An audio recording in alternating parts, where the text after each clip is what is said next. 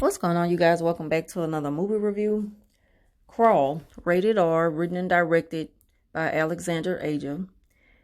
It was released in theaters on July 12, 2019. I checked the movie out today, and it's pretty good.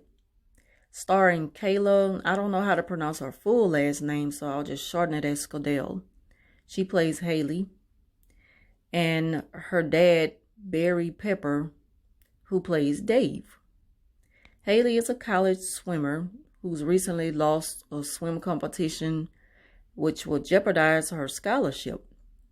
So she's starting to doubt herself and feel a little discouraged. On top of that, she don't have that close connection with her dad like she used to, who's also once her coach and her motivator. So it's hurricane season and a storm has already made landfall. The town that her dad lives in has already been evacuated. There are barricades up and traffic is being directed away from the city. Haley gets a call from her sister that she haven't heard from her dad. So Haley decides to go and check on her dad. Finds out that he's trapped underneath the house. When she finds him, he's unconscious with huge bloody teeth marks on his shoulder. So while she tries to get her dad back in the house and call for help, a huge crocodile approached them, and that's when all hell broke loose. So now they're trapped and trying to figure out how they're going to get past these things without getting killed. Just to halfway make it there and find out that there's more of these things in the house. So the waters continuing to rise and the rain is pouring. They notice that there are looters across the street stealing a darn ATM machine. And I'm like, now if this don't happen in real life. So they're in a corner store stealing an ATM machine, trying to put it on a boat. Two guys and a girl. And along with other things they're stealing. So the girl is already on the boat. She helped one of the guys put the ATM on the boat.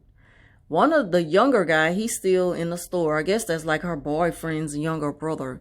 He's still in the store putting a lot of snacks, junk food in the bag.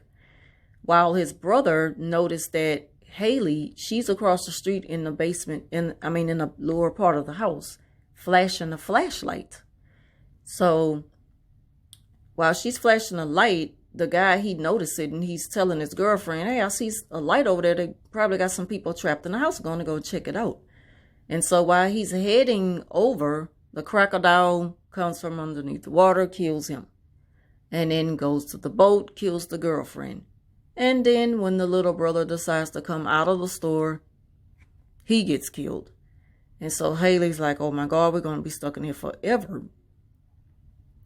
So Haley and her dad, they're still stuck. The water is constantly rising. They're just hoping to get out of there before being eaten by these things. But there are so many good scenes in this movie. I ain't going to go into too many more details about it. But I will say what the director did with this film, it fit perfectly in the 1 hour and 27 minutes that he used. And I don't know what category it fits in, but I wouldn't call it a horror film because it just didn't horrify me by the jump scares. I mean, they're jump scares. They catch you off guard. You know, that's what they do. But I wouldn't call it like a horror film. But I guess they have to call it a horror film because of all of the bloody scenes. But I really enjoyed this movie. I like how, like, they kind of give you the backstory, not kind of. They let you know that Haley and her sister, like, their parents divorced. And you find out that the reason why, like, they struggled with trying to figure out why did dad leave mom. And he mentions, in the midst of him and Haley trying to, escape these crocodiles in this storm, he mentions the reason why I gave up on your mom was because she gave up on me. He didn't give up on her. But this is what they always thought. He was like, she gave up on me and we weren't working out because it was, he just pretty much took the blame for the marriage coming to an end. He said I was controlling. And you can see that in the movie because there's some scenes when, like, he's trying to motivate Haley that you can do it, you can do it. He's talking to her like she's a coach during the time that they're trying to get away from these alligators or crocodiles. And I'm noticing, like, I understand why she's not close with her dad no more, because that worked when she was a child, but as an adult, he's still talking to her like she's a child and like he's her swim coach. Like, this is why your daughter is not close with you. And I'm glad that she just went on and told him, like, you don't know me. You don't know anything about me. All you ever known was that, you know, how to coach me to swim. But he wasn't like the father that she needed. So that's good. I'm glad that they put this in the movie, and I'm glad that they explained it so that it didn't just come on and then, you know, the movie just get going and then it comes to an end. I like a backstory that kind of sets us up for what's going on. And it helps us out if it's going to be a sequel. So, after going through the most and almost getting eaten by these things, her dad, he even loses an arm. So they finally make it on the rooftop of the house. And just so happens to have a flare with them. They had the flares in the house. But to go through all of that, like, come on, reality, you're not going to be able to carry all that with carrying your dad's dead weight.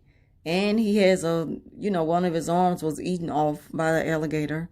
And you got the dog. How did you hold the dog and your dad and get them on top of the house? But I like the movie, though. It's funny, you know. It's always going to have those little cliche moments in the film. But so they're on top of the house, and then she swings the flare.